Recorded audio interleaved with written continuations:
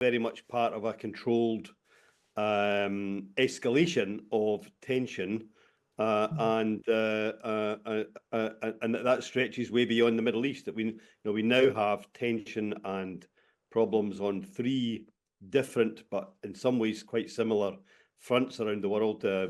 Obviously, Russia's illegal invasion of Ukraine continues to be, in my view, certainly the single biggest challenge facing the world at the moment. But the continuing worries in the South China Sea about what might or might not happen between China and Taiwan, and it's already happening between China and the Philippines and other countries, and now this situation in the Middle East. There is a real challenge in the world just now between those who believe, however imperfectly, in democracy, human rights, the rule of law, international cooperation, and those who believe in autocratic regimes, the dismissal of human rights, and occasionally the invasion of your neighbours and or violence against your neighbours. And I think that is now going to be the single biggest international relations challenge for the next decade, and we're going to have to wise up to that very quickly. Start with Iran. So Israel is reported to have conducted these airstrikes inside Iran very early on Friday morning. We understand they hit several targets. Officials in Tehran are quickly denying that it had been attacked. They have also said there are no plans for immediate retaliation. Iranian air defences say that they opened fire over the cities of Isfahan and Tabriz. Now, those first reports of Israel hitting sites inside the Islamic Republic, they came from ABC News. They were citing anonymous US officials. The strikes, it is worth saying, are yet to be confirmed by Israel or the US. I mean, clearly there's a lot we don't know this morning. I just wonder, Nikki, how worried you are in light of what's happened about an escalation across the region. Well, look, I think this is obviously very worrying for the whole region, for anybody interested in this. I think anyone wanting there to be peace rather than conflict. I think it's been interesting listening to the commentators this morning. And you're right, Chloe, there's an awful lot we just don't know. But it sounds to me, and I'm in no way any kind of military expert, that actually if you were trying to both send a message back, but also not to escalate the situation any more than it already has been. This is about the sort of the minimum and what you would do in a way. It's a bit like a shot across the bows, I suppose, rather than seeking to massively inflame the situation. I think it probably allows both sides to say that they have, taken some action. I mean, Netanyahu was under huge pressure, both from obviously members of his own Israeli war cabinet to do a lot more, but also from the US, the UK, and other allies to not to escalate.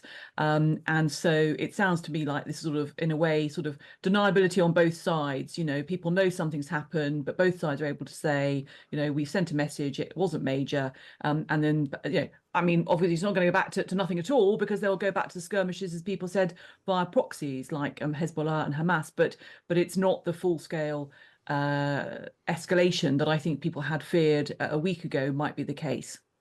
Jack, do you think this has been a proportionate and maybe actually disciplined response from Israel to what happened last weekend? Yeah, I think when you look back over the past week, clearly the pressure on both Israel and Iran to de-escalate has had some impact. I mean, what the Iranians launched last weekend was obviously substantial and different from what they had done before, but it was kind of signalled in advance. So Israel and its allies were ready, and that avoided significant damage and loss of life. And this clearly has been a very low-key, proportionate, but clear signal of a response from Israel.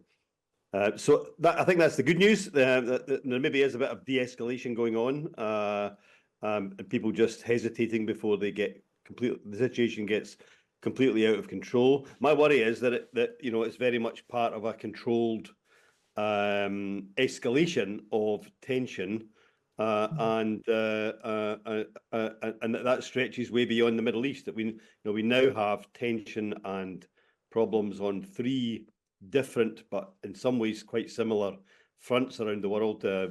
Obviously, Russia's illegal invasion of Ukraine continues to be, in my view, certainly the single biggest challenge facing the world at the moment.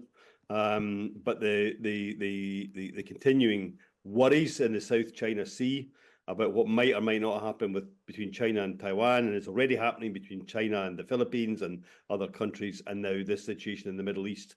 There is a real challenge in the world just now between those who believe, however imperfectly, in democracy, human rights, the rule of law, international cooperation, and those who believe in autocratic regimes, the dismissal of human rights, and occasionally the invasion of your neighbours and or violence against your neighbours. And I think that is now going to be the single biggest international relations challenge for the next decade, and we're going to have to wise up to that very quickly.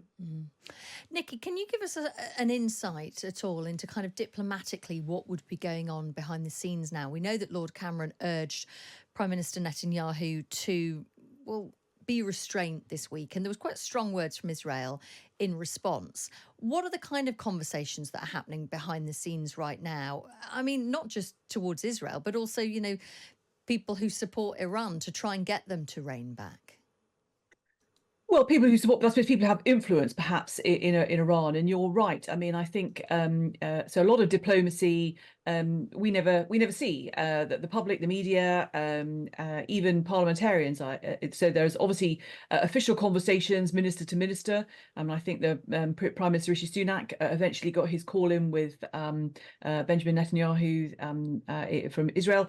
Foreign secretaries, but all levels of the different foreign ministries, and of course equally in terms of if we have diplomatic relations with a country, then obviously our ambassadors or consulates will be having conversations as well. But also just, I think others, parliamentarians who might not necessarily even hold official positions, but have links with different groups in relevant countries. And I think the point is, I think, obviously Jack has Jack's brought us all back down to earth, I suppose, which is reminding us that actually there's lots of danger spots around the world. But of course, there are, in all of these places around the world, there are different countries exercising influence. So particularly in the Middle East, it's not just Iran and Israel. You've got obviously countries like Jordan, the Saudis, Qatar, and others, Egypt, obviously, who have, enormous amounts of influence, differing influence to different people. So I think it's just those conversations. And then, of course, you've got sort of, UN type meetings, G7 type meetings, and others, which are probably more on the record. But I mean, I know from conversations this week in Westminster that anybody who had an opportunity, I think, to sort of try to speak to somebody about de-escalation was doing it this week, basically. Of course, there's still a lot to be established about precisely what did happen overnight. We'll be following that and digging into that all throughout the day here on Times Radio for you.